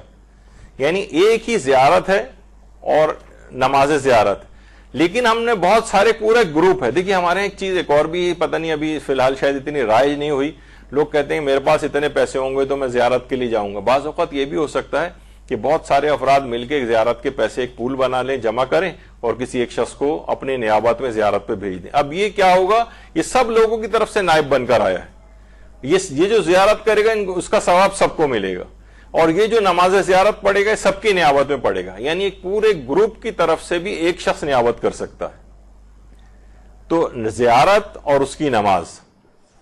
اچھا اس میں بھی ایک اور چیز بہتر ہے کہ بیان کر دی جائے کہ جو عام مستحبات جتنے ہیں اس میں نیابت بھی ہو سکتی ہے اور ہدیہ بھی کیا جا سکتا ہے. دیکھیے ایک تو ہوتی ہے نیابت کہ میں فلاں کی طرف سے یہ نیک عمل کر رہا ہوں، یہ نیابت ہو گئی. اور ایک ہوتا ہے ہدیہ کہ عمل تو ہم نے خود ہی کیا ہے اپنا، لیکن اس کے بعد ثواب ہدیہ کر دیا فلاں کو. یہ دونوں چیزیں بالکل جائز ہیں، زندہ کی طرف سے بھی ہو سکتی ہیں، مردہ کی طرف سے بھی ہو سکتی ہیں. مردہ کی طرف سے مستحبات کی تمام نیابت ہو سکتی ہے، اور واجب میں بھی نیابت ہو سکتی ہے کہ مثلا اپنے مرحوم والدین کی جو نماز پڑھ رہے ہیں وہ نیابت میں پڑھ رہے ہیں، ان کی طرف سے پڑھ رہے ہیں، اور بعض اوقات اجارہ لے کر بھی پڑھوائی جاتی ہے. تو مستحبات کے اندر یہ ہے کہ تمام مستحبات کی نیابت، جیسے کہ حج، مستحب حج ہے، مستحب عمرہ ہے، زیارات ہیں، یہ بھی اس طرح سے ہو سکتی ہیں. اچھا مستحب حج اور مستحب عمرہ یہ ان افراد کی زندہ کی طرف، مردہ کی طرف سے تو سبھی اجازت دیتے ہیں. آیت اللہ سیستانی فرماتے ہیں وہ افراد کے جو مکے میں رہائش پذیر نہیں ہیں ان کی طرف سے مستحب عمرہ بھی ہو سکتا ہے اور مستحب حج بھی کیا جا سکتا ہے. اور زیارات تو تمام زندہ و مردہ سب کی طرف سے کی جا سکتی ہیں، چاہے وہ وہیں پر موجود ہی کیوں نہ ہو. مثلا ہم عراقی میں مثلا ہمارے والدین موجود ہیں، کربلا میں چاہے موجود ہیں، ہم نے کہا اب میں جو زیارت قبر امام کے لیے جا رہا ہوں میں اپنے زندہ والدین کی طرف سے جا رہا ہوں. بالکل جائز ہے، نماز زیارت بھی اس لحاظ سے پڑھی جا سکتی ہے. اب پھر ایک دماغ میں آتا ہے کہ کیا کہیں ثواب تو کم نہیں ہو جاتا؟ بہت سے لوگ کہتے ہیں اگر ہم نیابت کریں گے یا مثلا کسی کو اپنا ثواب ہدیہ کریں گے تو ہمارا ثواب ختم ہو جائے گا. نہیں، بلکہ آپ کا ثواب بڑھ جائے گا. الٹا ہوتا ہے. یعنی دماغ میں لوگ سوچتے ہیں کہ اگر ہم نے زیارت کا ثواب ہدیہ کر دیا تو ہمارے پاس تو کچھ بچے گا ہی نہیں. جناب آپ کا تو دگنا ہو جائے گا، چوگنا ہو جائے گا، 10 گنا ہو جائے گا، پتہ نہیں کتنے گنا ہو جائے گا. تو لوگ جو ہیں عام طور پر یہ غلط انہوں نے کانسیپٹ بٹھایا ہوا ہے، اور بہت سارے لوگوں کا ہے. اگر کبھی آپ کسی سے پوچھیں تو لوگ اپنے ثواب کے اپنے حتیٰ کہ ابھی وہ ہمارا موضوع نہیں ہے، لیکن واجبات کا ثواب بھی ہدیہ کیا جا سکتا ہے. آیت اللہ سیستانی فرماتے اپنے تمام واجبات کا ثواب ہدیہ کر سکتے ہیں. یہ جو میں نے واجب نماز پڑھی اس کا ثواب میرے والد کو پہنچے، یہ میرے جو میں نے فلاں روزہ رکھے ہیں ماہ رمضان کے اس کا ثواب، یہ جو میں حج واجب کر کے آیا ہوں اس کا ثواب فلاں کو پہنچے. زندہ و مردہ سب کو ہدیہ کیا جا سکتا ہے. تو اسی طریقے سے نماز زیارت کا بھی نیابت بھی ہو سکتی ہے اور ہدیہ بھی ہو سکتا ہے. پھر یہ بھی آ گیا کہ نہیں ثواب کم نہیں ہو جائے گا، ثواب بڑھ جائے گا. اچھا مستحب کاموں میں دیکھیے نیابت کا فقہی حکم بھی موجود ہے. مستحب کاموں میں نیابت بالکل ہو سکتی ہے، مستحب تمام کاموں میں نیابت ہو سکتی ہے. اچھا نیابت جہاں پر بھی جائز ہوتی ہے وہاں ہر قسم کی نیابت جائز ہوتی. یہ کیسے بیچ میں آ گیا, بعض اوقات مشکل چیزیں بھی آ جانی چاہیے.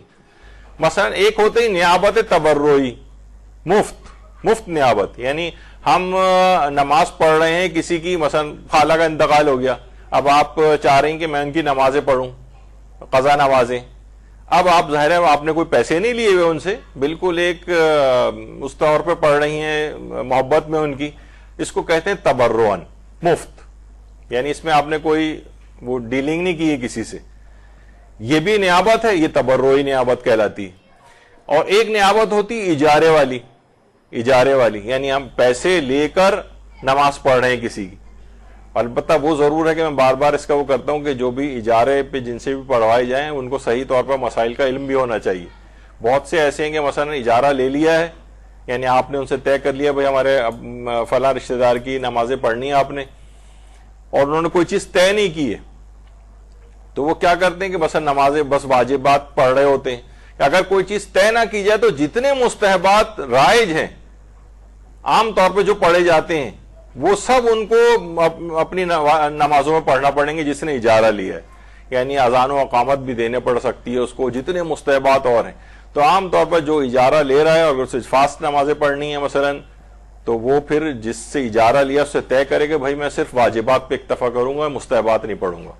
اگر اس نے طے نہیں کیا تو اس کو پڑھنے پڑیں گے, ورنہ پیسے حلال نہیں ہوں گے اس کے جو اس نے لیے. تو اجارے کے بہت سارے فقہی احکام ہیں, جو بھی ہو وہ عام طور پر بہت سارے افراد آتے ہیں کہ ہم اجارے پر نمازیں پڑھتے ہیں. جب ان کی چیکنگ کی گئی تو پتہ چلا ان کو نماز کی جو واجب سورے جو پڑھے جاتے ہیں ان کی قرات تک ٹھیک نہیں نکلی ان کی, اور جبکہ وہ کہیں سے لکھوا کے بھی لے کے آ گئے تھے کہ جناب یہ ہم صحیح نمازیں پڑھتے ہیں. تو یہ بھی ایک نیابت ہوتی ہے, لیکن اجارے والی نیابت کہلاتی ہے. ایک جو ہے وہ ہوتی ہے جعالہ, لیکن اب میں اتنی زیادہ اس کے اندر اگر تفصیل میں گیا تو پھر اور مسائل ہو جائیں گے. بہرحال اس کو بھی چھوڑیں, اتنا وقت اتنا نہیں رہا. چلیں یہ چیز البتہ بیان کی جا سکتی, کبھی کبھار ضمن عقد کے طور پر بھی شرط کی جا سکتی. مثلا بہت سے شادیوں کے سلسلے میں ہوتا ہے کہ ٹھیک ہے وہ عام طور پر شرط رکھوا دیتے ہیں کہ یہ مجھ کو تمام 14 معصومین کی زیارت مثلا شوہر کروائے گا. تو اس طرح کی بہت ساری, ابھی خیر اس کی تفصیل میں نہیں جاتے ورنہ فقہی احکام کافی الگ ہو جائیں گے. تو وہ جو شخص بھی نائب بن رہا ہوتا ہے یعنی عمل کے لیے, اس کو تو نائب کہتے ہیں, اور وہ عمل جو ہے وہ نیابت کہلا رہا ہوتا ہے کہ جو کہ آپ کیا جا رہا ہے, اور جس نے نیابت دی ہوتی ہے اسے منوبن کہتے ہیں.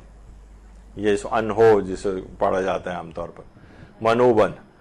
تو بہرحال یہ کہ یعنی یہ وہ شخص ہوتا ہے کہ جس نے نیابت دی ہے. اچھا بعض اوقات حج اور عمرے کے لیے بھی جو لوگ نیابت کے اوپر جا رہے ہوتے ہیں ان کو ایک مشورہ یہ ہے اور فقہی حکم بھی بن جاتا ہے کہ وہ اپنے منوبن سے پہلے سے اس بات کی بھی اجازت لے لیں کہ اگر یہ جو نائب بن کر جا رہا ہے یہ اگر کوئی وہاں اعمال بجا لانے سے قاصر ہو گیا, ایکسیڈنٹ ہو گیا, پاؤں میں موچ آ گئی, ٹانگ ٹوٹ گئی, بیمار پڑ گیا, ہاسپٹلائز ہو گیا اور یہ نیابت انجام نہیں دے سکا, تو یہ وہاں پر اس کی طرف سے اجازت یافتہ ہو کر کوئی اور نائب مقرر کر سکتا ہے. یعنی یہ پہلے سے اجازت لے کر جائے. تو دیکھیے آپ نے کہ نائب بننے کے لیے کتنی چیزوں کو دیکھنا پڑتا ہے کہ بعض اوقات بالکل عین ممکن ہے کہ وہاں کسی حادثے کا انسان شکار ہو جاتا ہے. کتنے لوگوں کو ہم نے دیکھا ہے کہ ٹانگ ٹوٹ گئی, یہ ہو گیا, وہ ہو گیا, بہت سارے ہاسپٹلائز ہو گئے اور بجا لانے سے قاصر ہو گئے. اب تو یہ تو آیا بھی پیسے لے کر ہے اور یہ اجارہ کے اوپر آیا ہے اور دوسرے کسی اور کا حج کر رہا ہے.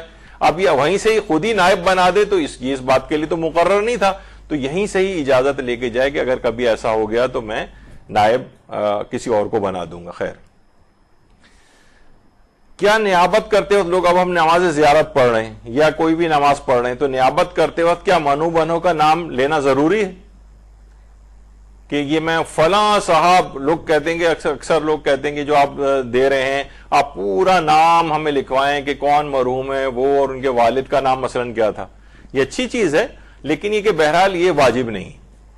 بس دماغ میں ہے کہ جس نے مجھے یہ پیسے دیے, جس کی طرف سے میں اجیر مقرر ہوا ہوں یا جس کی طرف سے میں نائب بن رہا ہوں, میں اس کی طرف سے اس عمل کو انجام دے رہا ہوں, یہ کافی ہے. نام لینا زبان سے یا دل میں قصد کرنا یا جاننا کوئی ضروری نہیں. حتیٰ لوگ کیسے کہتے ہیں کہ جناب یہ سورہ فاتحہ وغیرہ جو مرحوم کے لیے پڑھی جاتی ہے تو مرحوم کا نام بتائیے. وہ سوچتے ہیں اگر نام نہیں بتائیں گے, صرف ہمیں یہ تو پتا ہے کہ یہ جو فلاں صاحب کہہ رہے ہیں ان کے اپنے والد کا انتقال ہوا, انہوں نے ہم سے ریکویسٹ کی سورہ فاتحہ پڑھنے کی, تو اس میں نام کی بھی اہمیت نہیں, بس دماغ میں اجمالاً کافی ہے کہ ان کے والد یا فلاں کے چچا یا ہمارے پردادا مثلا, چاہے ان کا نام بھی ہمیں پتہ نہ ہو, اتنا کافی ہے, ان تک ثواب پہنچ جائے گا. البتہ کہا جاتا ہے, علماء یہ کہتے ہیں کہ صرف والدین کی حد تک نام لینا یہ اس کو شمار کیا گیا ہے. یعنی انسان اگر اپنے والد کی, یہ بھی کہہ سکتا ہے اس کا ثواب میرے والد کو پہنچے, لیکن آپ اس میں کہنا بہتر ہے کہ آپ ان کا نام لیں. والدین کی حد تک ہے یہ چیز خالی, لیکن اور جو رشتہ دار یا جو اور افراد ہیں اس میں نام لینا ضروری نہیں. اسی طریقے سے اگر ہم زیارت یا نماز زیارت پڑھ رہے ہیں تو جس نے ہمیں نائب بنا کر بھیجا اس میں نام لینا ضروری نہیں ہے اس کا. اچھا, زیارت کے لیے نائب بنانے کے بجائے کیا یعنی کیا چیز بہتر ہے؟ ہم نائب بنا کے بھیج دیں, خود جائیں. آیت اللہ شیخ جعفر شستری خصائص حسینیہ میں فرماتے ہیں کہ راوی نقل کرتا ہے کہ میں نے امام جعفر صادق علیہ السلام سے پوچھا, اللہم صلی علی محمد وعلی محمد, کہ اگر ان میں سے کوئی کسی شخص کو زیارت کے لیے بھیجے تو کیا اس کا اجر پائے گا؟ آپ نے فرمایا ہاں اجر پائے گا, لیکن اگر وہ بذات خود زیارت کے لیے جائے تو زیادہ بہتر ہے اور خدا کے نزدیک اس کا ثواب زیادہ ہے. بہت سے لوگ کہتے ہیں ہمارے پاس اتنا ٹائم نہیں ہے, بہت کاروباری مصروفیات ہیں یا اور مصروفیات ہیں, تو چلو ہم نائب بنا کے بھیج رہے ہیں. وہ نائب بنا کے بھیج سکتے ہیں, ثواب بھی ملے گا, لیکن زیادہ ثواب خود جانے میں ہے. خود امام نے فرمایا کہ بہتر یہ ہے کہ خود جائے, اللہ کے نزدیک اس کا ثواب بھی زیادہ ہے. کیا زیارت عاشورہ کو قسطوں میں پڑھا جا سکتا ہے؟ قسطوں میں, قسط وار, یعنی مثلا یہ کہ ہمیں ایک ساتھ زیارت عاشورہ پڑھنے میں بہت ٹائم لگ رہا ہے, ہمارے پاس اتنا وقت نہیں ہے, تو کچھ حصہ ہم اس کا ابھی پڑھ لیں, پھر وقفہ دے دیں 1 گھنٹے کا, پھر پڑھ لیں, اور پھر اس کے بعد اس طرح سے. تو اس کا جواب ہے کہ جی ہاں, زیارت عاشورہ کو قسطوں کے اندر, کوئی یہ حکم نہیں کہ ایک ہی نشست میں اس کو پڑھا جائے. جیسے کہ بعض اوقات ہماری پوسٹ آتی ہیں کہ جناب 100 مرتبہ آیت الکرسی پڑھی جائے, تو لوگ عام طور پر سوال پوچھتے ہیں کہ کیا 100 کو ایک ہی نشست میں پڑھیں؟ نہیں, ایک نشست میں پڑھنا ضروری نہیں, متعدد نشستوں میں پڑھ سکتے ہیں. البتہ یہ بھی نہ ہو کہ ایک لائن آج پڑھ رہے ہیں, ایک لائن پرسوں پڑھ رہے ہیں, پھر ترسوں پڑھ رہے ہیں, یہ تو ایک عجیب مذاق ہو جائے گا. بہرحال یہ کہ اس کے معنی ہے کہ تھوڑا ایک مناسب وقفے اگر دیے جائیں, بیچ میں کوئی کام پڑ جائے تو آپ وہاں پر روک دیں, پھر کنٹینیو کر لیں اس کام کو, کرنے کے بعد زیارت عاشورہ کو پھر پڑھنا شروع کر دیں. قسطوں میں بھی پڑھ سکتے ہیں سب, جی ان کی سب کے لیے, سب کے لیے ایک نشست میں پڑھنا ضروری نہیں. اچھا, پھر ایک اور چیز آتی ہے کہ زیارت عاشورہ کے عمل کے لیے 40 کا عدد کیا مکمل کرنا ضروری ہے؟ یہ بھی عام طور پر لوگ اس میں پوچھتے ہیں. تو اس میں یہ بات یاد رکھ لیں کہ بہرحال 40 کا عدد الگ سے کوئی روایت میں تو نہیں آیا ہے کہ زیارت عاشورہ کو 40 کا عدد اس کا جو ہے مکمل کیا جائے, لیکن ابھی تفصیل بتاتے ہیں. تو بہرحال 40 کا عدد الگ سے روایتوں میں نہیں. اچھا, کیا یہ کر سکتے ہیں کہ لیکن مجرب تو ہے, تجربہ شدہ ہے کہ بہت زیادہ فائدے ہوتے ہیں 40 زیارت عاشورہ کے, تو کیا یہ 40 زیارت عاشورہ کو 40 دنوں کے بجائے ہم یہ کر سکتے ہیں کم دنوں میں 40 کا عدد پورا کر لیں؟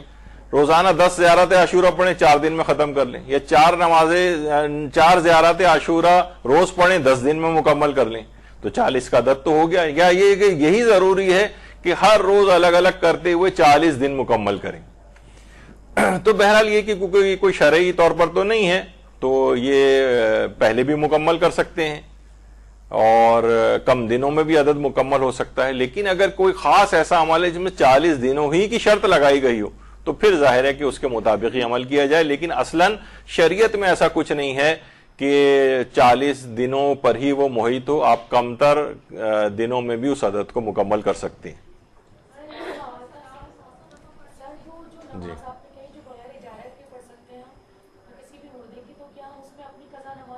نہیں, وہ صرف مردے کی شمار ہوگی, اپنی قضا نماز کی نیت نہیں ہو سکتی.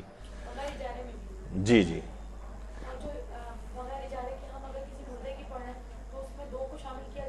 نہیں, وہ بھی ایک ہی پڑھی جائے. مثلا یہ نہیں کر سکتے کہ یہ قضا نماز جو ہم پڑھ رہے ہیں ابا کی بھی پڑھ رہے ہیں, اماں مرحومہ کی بھی پڑھ رہے ہیں, نہیں, یہ نہیں ہو سکتا. ایک کی ایک کے لیے ہی پڑھی جائے گی جو قضا واجبات ہیں. ہاں مستحبات میں ہو سکتا ہے کہ یہ جو 2 رکعت نماز پڑھ رہے ہیں یہ ہم اپنے مرحوم والدین بلکہ جتنے اب تک گزر چکے ہیں آباء و اجداد ان کے لیے پڑھ رہے ہیں، اس میں ہو سکتا ہے. لیکن یہ جو واجب قضا نمازیں ہیں یا واجب قضا روزے ہیں ان میں نہیں ہو سکتا، یہ ایک کے بدلے ایک ہی ہوں گے. خیر ابھی آگے چلتے ہیں. کیا 40 دن زیارت عاشورہ کے عمل کے لیے کوئی نص موجود ہے؟ تو جواب یہ ہے کہ نص تو موجود نہیں. نص کہتے ہیں واضح حدیث یا قرآنی آیت کو.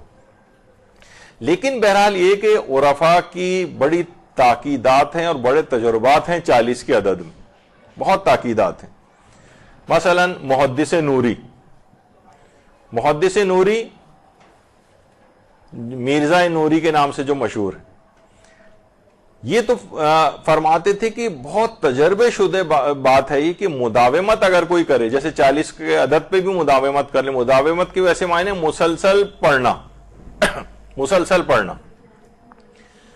تو وہ فرماتے ہیں کہ حاجات کی قبولیت کے لیے، مقاصد کے حصول کے لیے اور دشمنوں سے حفاظت کے لیے اس کی کوئی نظیر موجود نہیں ہے. اس قدر مجرب ہے زیارت عاشورہ کا عمل کہ اگر کوئی شخص اسے مسلسل پڑھے سب حاجتیں پوری ہوتی جائیں گی، تمام مقاصد میں کامیابی ہوگی اور دشمنوں سے علی الخصوص حفاظت رہے گی. محدث نوری فرماتے تھے. اسی طریقے سے آیت اللہ عبداللہ ماموقانی اپنی اس میں میرۃ الکمال میں فرماتے ہیں 40 دن کو نماز زیارت عاشورہ پڑھنے کی انہوں نے بہت تاکید کی. کہہ رہے ہیں حاجات کی قبولیت کے لیے بہت ہی زیادہ مجرب ہے 40 کا عدد. ہم کہہ رہے تھے نا کہ اس میں کوئی نص تو موجود نہیں ہے، لیکن عرفاء کی بڑی تاکیدات ہیں کہ زیارت عاشورہ 40 دنوں تک پڑھی جائے. اسی طریقے سے یہ ان کی میرۃ الکمال ہے جس کے اندر انہوں نے بات لکھی کہ 40 کا عدد بڑی خصوصیت کا حامل ہے زیارت عاشورہ کے سلسلے میں. اسی طریقے سے آغا نستاکی نائینی ان کی کتاب ہے گوہر شب چراغ، اس میں بھی انہوں نے 40 کا عدد مکمل کرنے کو زیارت عاشورہ کی بڑی تاکید کی ہے. تو بہرحال اس لحاظ سے 40 کے عدد کو جو ہے وہ مکمل کیا جائے. یہ آیت اللہ نائینی وہ فقی نہیں ہے جو کہ آیت اللہ خوئی کے اساتذہ وغیرہ کے اندر سے گزرے ہیں. آیت اللہ نائینی وہ والے آیت اللہ نائینی نہیں بلکہ نستاکی نائینی دوسرے، یعنی یہ عملیات کے مشہور ہیں عالم. اچھا اس قدر یہ اس سلسلے میں یہ ہے بات کہ اس کی اس قدر حیرت انگیز فضائل ہیں زیارت عاشورہ کے کہ آیت اللہ مرزا ابو الفضل ثقفی تہرانی فرماتے تھے کہ زیارت عاشورہ حاجت روائی دنیاوی و اخروی کی برکات کے حوالے سے اس قدر حیرت انگیز خواص پر مشتمل ہے کہ جن کو شمار ہی نہیں کیا جا سکتا. واقعی کوئی اس کا تجربہ کر کے دیکھے تو زیارت عاشورہ کی اس لحاظ سے بڑی اس لحاظ سے تاکید آئی ہے. اور بہت سی روایات میں تو امام نے یہ تک فرمایا ہے کہ 2 رکعت نماز کے بعد پڑھے تو اس کا اس قدر ثواب ہے کہ 10 لاکھ گناہ اس کے معاف کیے جاتے ہیں اور بہشت میں 10 لاکھ درجات اس کے بلند کیے جاتے ہیں. اور اس شخص کی مانند امام حسین کی رکاب میں شہادت کے عظیم مقام پہ فائز ہوا ہو اور ان کے درجات میں شریک ہوگا اور ان کے تمام افراد کے ثواب میں شریک ہوگا جنہوں نے وقت شہادت امام حسین کی زیارت کی. تو یہ زیارت عاشورہ کی بہت زیادہ اس لحاظ سے فضیلت ہے. اور آیت اللہ شیخ جواد تبریزی فرماتے ہیں کہ زیارت عاشورہ کی فضیلت کے لیے بات بہت کافی ہے کہ ہمارے اتنے بڑے بڑے علماء ابن قولوہ اور شیخ طوسی اور مشہدی ابن مشہدی ابن طاؤس علامہ ہلی شہید اول یہ صدیوں سے زیارت عاشورہ کو نقل کرتے آ رہے ہیں. جی اس کو بھی بہتر ہے کہ اس کو بھی پڑھا جائے. اصل میں اردو میں صرف اردو پڑھنے کا ثواب ملے گا. عام طور پر یہ کہ جو روایات کے اندر آئی ہیں وہ چیزیں معصورہ ہیں اور ان کو عربی میں پڑھنے کا ثواب زیادہ ہے. علقمہ کو اگر اردو میں پڑھیں گے تو اردو پڑھنے کا ثواب ملے گا، دعائے علقمہ کا نہیں ملے گا. لیکن پڑھائی جا سکتی ہے بہرحال کیونکہ واجب بات والی تو کوئی چیز نہیں ہے. نہیں تو عربی میں پڑھیں اس کے بعد اردو میں پڑھ لیں. اچھا سید احمد رشتی ایک دفعہ سفر حج پر ایک مرتبہ فرماتے ہیں کہ امام زمانہ علیہ السلام سے زیارت اللہم صلی علی محمد وعلی محمد مشرف ہو تو امام زمانہ نے فرمایا کہ تم نافلہ کیوں نہیں پڑھتے ہو، یعنی نماز شب نافلہ نافلہ نافلہ 3 دفعہ کا. پھر کہا تم زیارت عاشورہ نے کیوں نہیں پڑھتے، یعنی کہا عاشورہ عاشورہ عاشورہ یعنی زیارت عاشورہ کیوں نہیں پڑھتے، اور تم جامعہ جامعہ جامعہ یعنی زیارت جامعہ کیوں نہیں پڑھتے. تو امام زمانہ علیہ السلام نے خاص طور پر الگ سے زیارت عاشورہ کو بھی اور زیارت جامعہ اور اس کے ساتھ نماز شب پڑھنے کی بھی بڑی تاکید کی. تو زیارت عاشورہ لوگ اس لحاظ سے ضرور پڑھی جائے. اور آیت اللہ شبیری زنجانی فرماتے ہیں کہ زیارت عاشورہ جو ہے وہ فرماتے ہیں کہ اس پہ تک ہمارے علماء امامیہ کا اجماع ہے اس کی سند پہ کہ سب کے سب اصل زیارت عاشورہ کو قطعی اور مسلم سمجھتے ہیں. تو بہرحال اور شیخ عباس قمی نے یہاں تک لکھا ہے کہ یہ زیارت عاشورہ اصل میں حدیث قدسی ہے جو خدا کی طرف سے جبریل کے توسط سے رسول اکرم پر نازل ہوئی. اس کو بہت سے علماء حدیث قدسی بھی سمجھتے ہیں. شیخ عباس قمی نے لکھا ہے منتہی الاعمال میں. اچھا، ہر مرتبہ ایک سوال یہ پوچھا جاتا ہے کیا ہر مرتبہ زیارت عاشورہ میں 100 لعن اور 100 سلام پڑھنا ضروری ہے؟ تو بہت مشکل ہو جاتا ہے ہمارے لیے. تو دیکھیے اس میں 2 یا 3 لائنوں کی عبارت 100 مرتبہ پڑھنا مشکل ہے. تو بہت سے لوگ ایک دفعہ پڑھ لیتے ہیں یا 10 مرتبہ پڑھ لیتے ہیں. تو حوزہ علمیہ کے ایک استاد ہیں، استاد احمد عابدی، انہوں نے اس میں بات بتائی ہے کہ ضروری نہیں کہ 100 دفعہ ان جملوں کو پڑھا جائے، بلکہ اللہم العنہم جمیعا 100 بار پڑھ لے. طویل لعن پڑھنے کے بجائے بس صرف یہ کہ 100 مرتبہ یہ پڑھ لے اللہم العنہم جمیعا. اور بہرحال اتنا وقت کسی کے پاس نہیں ہے تو چلے 10 مرتبہ ہی پڑھ لے یعنی اس کے طور پر. اور طویل اگر سلام نہیں پڑھ سک رہا ہے تو کم سے کم اتنا ضرور پڑھے السلام علی الحسین وعلی علی ابن الحسین وعلی اولاد الحسین وعلی اصحاب الحسین، یہ 100 دفعہ پڑھے. تو اس طرح سے اختصار اس میں ہو سکتا ہے. لیکن اگر کوئی بالکل ہی پڑھنے سے عاجز ہو واقعتاً تو ٹھیک ہے، پھر وہ 10 دفعہ یا 1 دفعہ بھی اکتفا کر سکتا ہے. مجبوری میں تو پھر آپ کو پتا ہے کہ کوئی واجبات والا مسئلہ تو یہ ہے نہیں. البتہ یہ ضرور ہے کہ اکثر لوگ وہاں جا کر بھی یعنی کربلا میں جا کر بھی یہ سوال کرتے ہیں. تو ایک دفعہ علامہ طالب جوہری مرحوم قبلہ ان کے فرزند ارجمند امجد جوہری صاحب وہاں پر نجف اشرف میں ایک دفعہ خطاب کر رہے تھے. تو بعد میں لوگوں نے ان سے یہی سوال کیے کہ یہاں 100 لعن 100 سلام پڑھنا ضروری ہے. تو انہوں نے بڑا اچھا جملہ کہا کہ یہاں آ کر بھی آپ 100 لعن اور 100 سلام نہیں پڑھیں گے تو پھر اور کہاں پڑھیں گے؟ تو آدمی بعض اوقات ہر وقت اختصار کے چکر میں رہتا ہے تو بڑا مسئلہ ہو جاتا ہے. اچھا، اس میں لعن جو آئی ہے بہت سے لوگ کہتے ہیں کہ یہ بھی بڑا ایک بحث ہے کہ یہ جو اس میں لعن آئی ہے یہ پڑھنی چاہیے یا نہیں پڑھنی چاہیے. بہرحال جو دشمنان اہل بیت ہیں ان پر جو لعن ہے یہ آیت اللہ سیستانی نے اپنے فتوے میں مستحب قرار دی ہے. خالی اس زیارت میں نہیں، ویسے ہی دشمنان اہل بیت پر لعن کرنا یہ مستحب ہے. اور بلکہ ان سے ایک سوال پوچھا گیا ہے کہ افضل کیا چیز ہے، محمد و آل محمد علیہ السلام پہ درود پڑھنا زیادہ افضل ہے یا دشمنان اہل بیت پر لعن کرنا زیادہ افضل ہے؟ تو انہوں نے فرمایا کہ بہتر یہی ہے، افضل یہی ہے کہ دونوں لعن اور صلوات کو جمع کریں اور اس طرح سے پڑھیں اللہم صلی علی محمد وآل محمد والعنہم والعن آداءہم. یعنی اس طرح سے اگر پڑھیں تو آپ نے دونوں کو جمع کر لیا. اور پھر اس کے بعد حدیث امام صادق بھی لکھی ہے کہ امام مسجد میں داخل ہوئے، دیکھا کہ وہاں 2 گروہ بیٹھے ہوئے ہیں، ایک درود بھیج رہا ہے محمد و آل محمد پر اور دوسرے لوگ لعن کر رہے ہیں دشمنان اہل بیت پر. تو امام علیہ السلام نے دوسرے گروہ میں ان کے پاس جا کر بیٹھ گئے. یہ حدیث لکھی ہے باقاعدہ اپنے فتوے میں. تو بہرحال اس لحاظ سے لیکن یہ کہ دونوں چیزوں کو بہتر جمع کیا جائے. اس میں یہ کوئی آپس میں تقابل کرنا ضروری نہیں ہے کہ لعن افضل ہے کہ سلام افضل ہے. بہرحال آیت اللہ بہجت وغیرہ وہ لعن کو افضل سمجھتے تھے. کچھ اور علماء کا بھی یہ نظریہ ہے، کچھ علماء کہتے ہیں نہیں درود افضل ہے. اور آیت اللہ سیستانی فرماتے ہیں کہ جمع کریں تو اور زیادہ بہتر ہے کہ دونوں چیزوں کو آپس میں جمع کر لیا جائے تاکہ دونوں حدیثوں پر عمل ہو جائے. اللہم صلی علی محمد وآل محمد.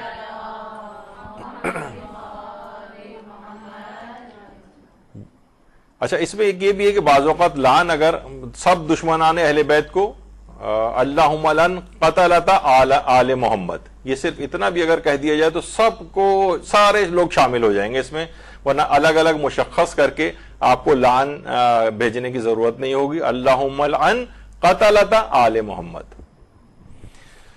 اچھا، 100 لعن اور 100 سلام آیت اللہ بہجت تو یہ فرماتے تھے کہ یعنی بلکہ علماء نے ان کی سیرت کے متعلق فرمائی ہے یہ بات کہ ان کی خصوصیت یہ تھی کہ وہ کئی بار ایک ہی دن میں 100 لعن اور 100 سلام کے ساتھ زیارت عاشورہ پڑھتے تھے.